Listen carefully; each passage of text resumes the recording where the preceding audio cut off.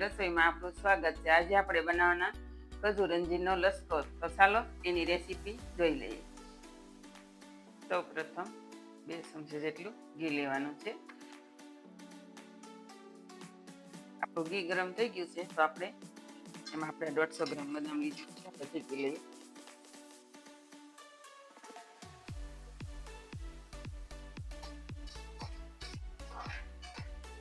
હવે આપણી બદામ શેકાઈ ગઈ છે.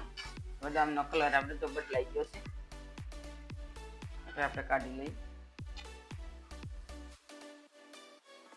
આવી રીતે આપણે કાજુ પણ શેકી લઈએ. આપણે 150 ગ્રામ લીધા છે. કાજુ શેકાતા હવે આપણે કાજુ શેકાતા બદામ જેટલી વાર નથી લાગતી. કાજુ આપણે થોડી વારમાં શેકાઈ જાય. આપણે કાજુ પણ છતરાઈ ગયા છે તો આપણે એને પણ કાઢી લઈએ. આપણે આ પમ્પકિનના બિયા લીધા છે. આ 20 ગ્રામ જેટલા છે.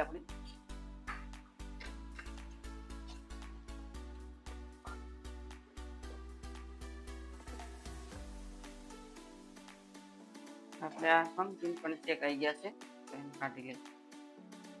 કેવા સરસ ફૂલી ગયા છે. હવે આપણે આમાં ઘી લઈ લઈશું 2 ચમચી જેટલું.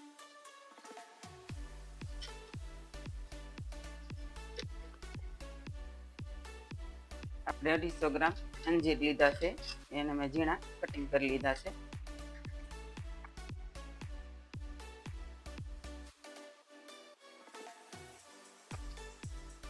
હવે આપણા અંજીર પણ શેકાઈને રેડી થઈ ગયા છે તો આપણે એને બીજા વાસણમાં કાઢી લઈએ.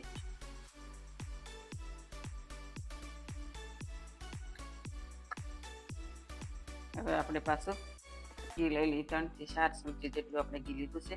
હવે આપણે આ કિલો ખજૂર લીધો છે એના બિયા કાઢીને મેં કટિંગ કરી લીધું છે તો આપણે 2 વાર અડધો અડધો શેકશું.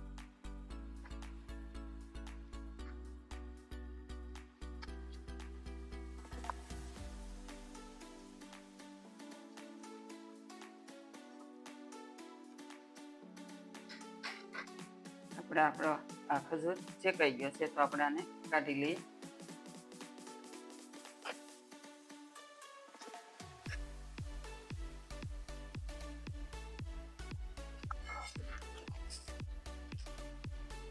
હવે જે આપણે ડ્રાય ફ્રૂટ શેક્યા છે એ આની અંદર મિક્સ કરવાના છે.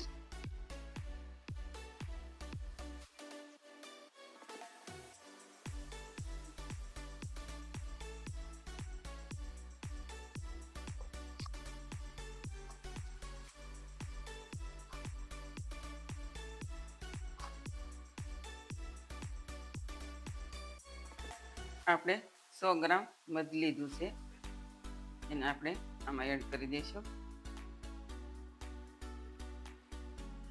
હવે આપણે આને મિક્સ કરી લઈએ.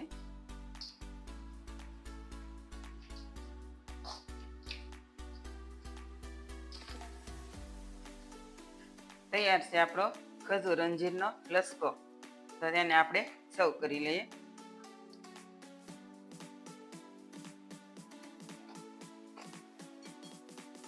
એને આપણે પિસ્તાની કતરણથી ગાર્નિશ કરી દઈએ.